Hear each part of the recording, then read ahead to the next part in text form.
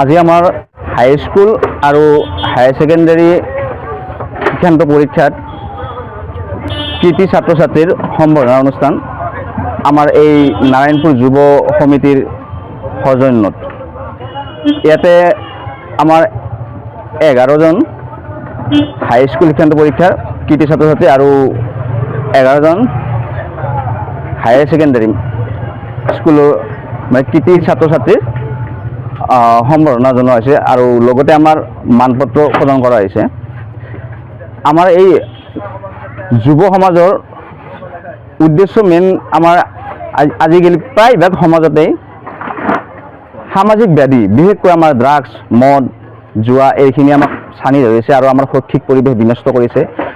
সেই উদ্দেশ্যে আমাৰ প্ৰথম পদক্ষেপ হিচাপে আমি যাতে শৈক্ষিক পৰিৱেশটো আমি পুনৰ ঘূৰাই আনিব সেই উদ্দেশ্যে আমি গোটেই বছৰজোৰা বিনামূলীয়া কোচিং এটাৰ ব্যৱস্থা কৰা হৈছে। আমাৰ সমাজৰ মাজৰে দুই এজন শিক্ষক আছে, আমি তাৰ দ্বাৰা আমি এই কোচিংটো এই বছৰে নহয় আমি আগলৈ চলাই নিম। আৰু তাৰে উপৰিও আমাৰ যাতে গাঁৱৰ যিখিনি সামাজিক ব্যাধি তাৰে ভিতৰত মূল হ'ল ড্ৰাগছ, যাতে সেই ক্ষেত্ৰত আমি কেনেকৈ বুজা পৰা কৰি গাঁৱৰ জ্যেষ্ঠসকলৰ লগ লাগি এই পৰিৱেশবিলাক পুনৰ আমি সুস্থ কৰি তুলিব পাৰোঁ তাৰ মানসেৰে আমি উদ্দেশ্য লৈ এই সমাজ আগবাঢ়িব ওলাইছোঁ।